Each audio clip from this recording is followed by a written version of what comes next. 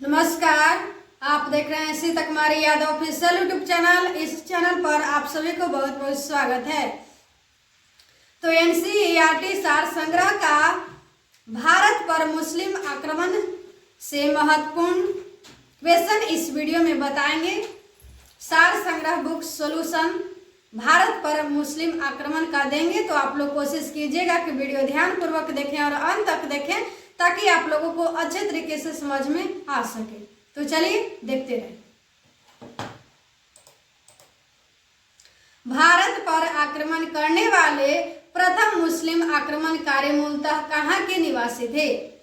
भारत पर आक्रमण करने वाले प्रथम मुस्लिम आक्रमणकारी मूलतः कहाँ के निवासी थे? अरब के। कहाँ के निवासी थे? अरब के।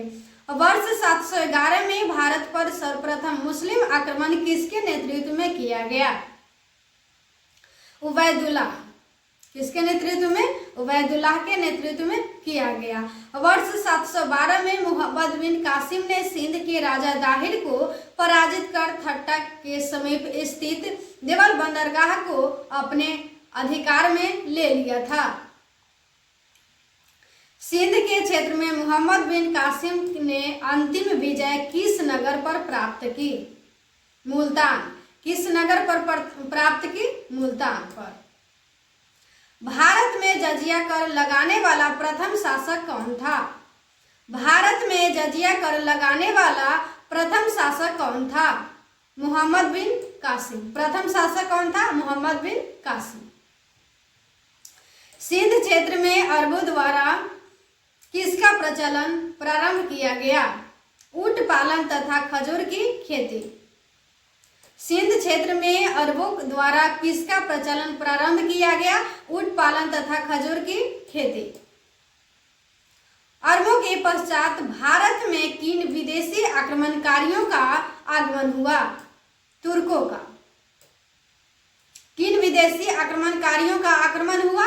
तुर्कों का। तुर्की में गजनवी वंश की स्थापना किसके द्वारा की गई थी? तो अल्पतगिन गजनी के द्वारा की गई थी। भारत पर प्रथम तुर्की आक्रमण किसके द्वारा किया गया? सुबुक्तगिन गजनी के द्वारा किया गया था। किसके द्वारा किया गया था? सुबुक्तगिन गजनी के द्वारा। वर्ष 712 में भारत पर सर्वप्रथम सफल मुस्लिम आक्रमण करने वाला कौन था? मोहम्मद बिन कासिम। सर्वप्रथम सफल मुस्लिम आक्रमण करने वाला कौन था? मोहम्मद बिन कासिम। सुबुक्तगिन गजनी ने अपने आक्रमण के दौरान भारत के किस हिंदू शाही शासक को पराजित किया था? जयपाल। किस शासक को पराजित किया था? जयपाल को। महमूद गजनवी द्वारा वर्ष 1025 में सोमनाथ मंदिर पर किए गए आक्रमण के दौरान गुजरात का शासक कौन था? भीम प्रथम। गुजरात का शासक कौन था? भीम प्रथम। महमूद गजनवी ने भारत पर 1000 से 1027 ईस्वी के मध्य 17 बार आक्रमण किया। कितने बार आक्रमण किया था? 17 बार। इसके आक्रमण का मुख्य उद्देश्य भारत की धन संपदा को लूटना था। इसका मुख्य उद्देश्य क्या था? धन संपदा को लूटना था, कि साम्राज्य को स्थापना करना।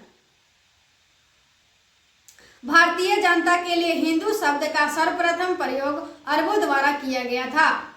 भारतीय जनता के लिए हिंदू शब्द का सर्वप्रथम प्रयोग अरबों द्वारा किया गया था। महमूद गजनवी के साथ भारत आने वाला प्रसिद्ध इतिहासकार कौन था?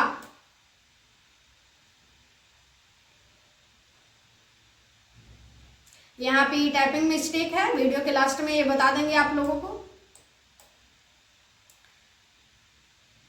तो चलिए यहाँ पे बता देते हैं। महमूद गजनवी के साथ भारत आने वाला प्रसिद्ध इतिहासकार कौन था? अल-बरूनी। कौन था? अल-बरूनी था। यहाँ पे अल-बरूनी होगा। अल-बरूनी द्वारा किताब उल हिंद, उलबी द्वारा किताब उल यामिनी तथा फिरदौसी, पूर्व का होमर द्वारा शाहनामा नामक पुस्तक की रचना की थी। किस पुस्तक की रचना की थी? शाहनामा नामक पुस्तक की रचना की थी। महमूद गजनवी पश्चात मोहम्मद गोरी द्वारा भारत पर प्रथम आक्रमण किस वर्ष किया गया? महमूद गजनवी के पश्चात मोहम्मद गोरी द्वारा भारत पर आक्रमण किस वर्ष किया गया? वर्ष 1175। कब किया गया? वर्ष 1175। मोहम्मद गोरी को वर्ष 1178 में अनहिलवाड़ा पर आक्रमण करने के दौरान किसके द्वारा पराजित किया गया? किसके द्वारा पराजित किया गया? भीम द्वितीय के द्वारा पराजित किया गया। तराइन का प्रथम एवं द्वितीय युद्ध किनके मध्य लड़ा गया? तराइन का प्रथम एवं द्वितीय युद्ध किनके मध्य लड़ा गया? मोहम्मद गोरी तथा पृथ्वीराज तृतीय। किनके मध्य लड़ा गया? तो मोहम्मद गोरी तथा पृथ्वीराज तृतीय। अब आप लोगों को तराइन का युद्ध से रिलेटेड बताएंगे। यहाँ पे युद्ध संख्या, वर्ष, परिणाम। तो प्रथम वर्ष 1151 और परिणाम की बात करें तो मोहम्मद गोरी होगा पराजित। और द्वितीय को बोले तो द्वितीय युद्ध की संख्या, वर्ष है द्वितीय युद्ध का वर्ष है 1192 और इसमें परिणाम मोहम्मद गोरी विजित।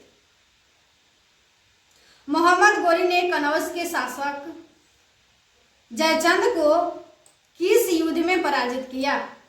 किस युद्ध में पराजित किया? चंदावार के युद्ध में 1194 ईस्वी में। 1194 ईस्वी में, ये भी आप लोग याद रखिए।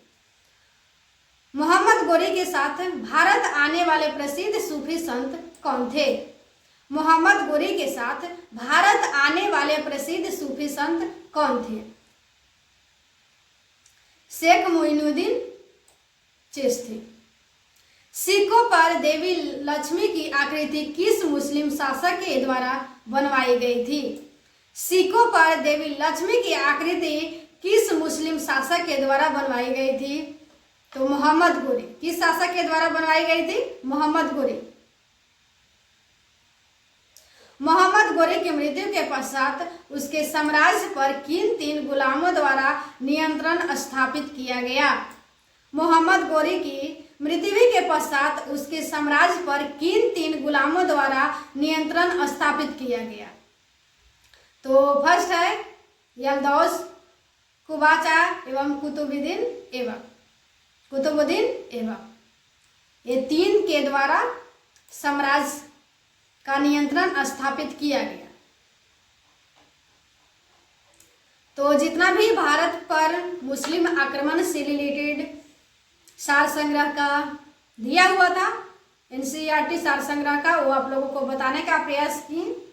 अगर आप लोगों को वीडियो अच्छा लगा होगा तो प्लीज़ वीडियो को लाइक जरूर करें और इसी तरीके से डिवाइस क्लास पाना चाहते हैं तो आप लोग चैनल को सब्सक्राइब जरूर रखें, ताकि जैसे ही वीडियो अपलोड हो या लाइव क्लास चले तो सबसे पहले नोटिफिकेशन आप लोगों के पास पहुंच पाए। तो आज की क्लास यहीं तक समाप्त करते हैं। धन्यवाद।